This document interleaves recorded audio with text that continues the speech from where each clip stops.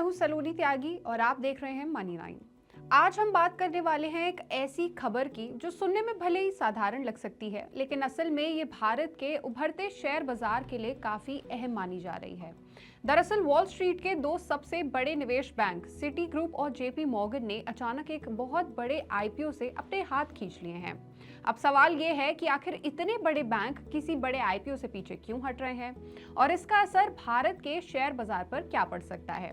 चलिए इस पूरे मामले को आज की इस वीडियो में समझने की कोशिश करते हैं।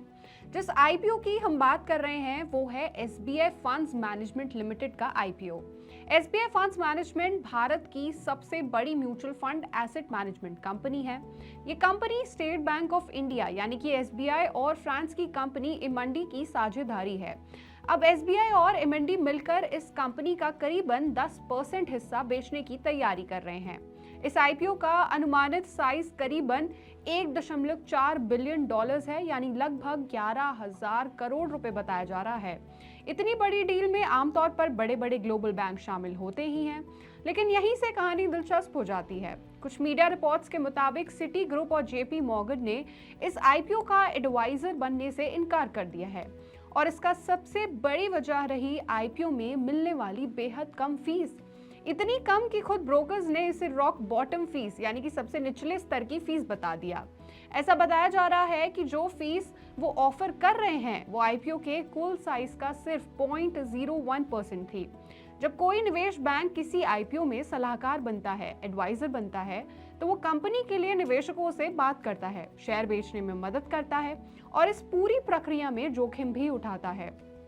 इसके बदले बैंक आमतौर पर अच्छी खासी फीस लेते हैं, जो बड़े लेन देन में उनकी कमाई का एक अहम हिस्सा होती है। लेकिन जब इतने बड़े काम के बदले फीस बहुत ही कम हो तो बैंक के लिए ये सौदा फाइनेंशियली उतना अट्रैक्टिव नहीं रह जाता। यही वजह है कि सिटी ग्रुप और जेपी मॉर्गन ने इस डील से पीछे हटने का फैसला किया। अगर आप सोच रहे हैं कि 0.01% वाकई कम है या नहीं, तो इसकी एक तुलना कर लेते हैं। बीते साल कंपनियों ने आईपीओ के कुल साइज का औसतन 1.86% फीस दी थी। वहीं 2024 में ये औसतन 1.67% रहा। अब आप खुद समझ सकते हैं, जहां आमतौर पर 1.5% से 2% तक फीस मिलती है, वहां 0.01% बेहद कम दर मानी जाती है। सिटी ग्रुप और जेपी मॉर्गन के पीछे हटने के बाद एसबीआई फंड्स मैनेजमेंट ने अपने सलाहकारों की सूची में बदलाव किया है।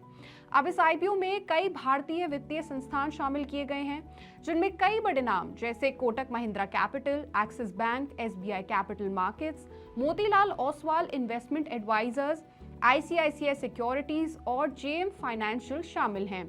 यानी भले ही कुछ बड़े विदेशी बैंक पीछे हटे हों इससे, लेकिन आईपीओ की तैयारी अब भी जारी है।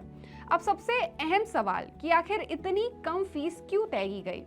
दरअसल इसकी एक बड़ी वजह है कि सरकारी या सरकार से जुड़ी डील्स में अक्सर फीस को कम रखा जाता है।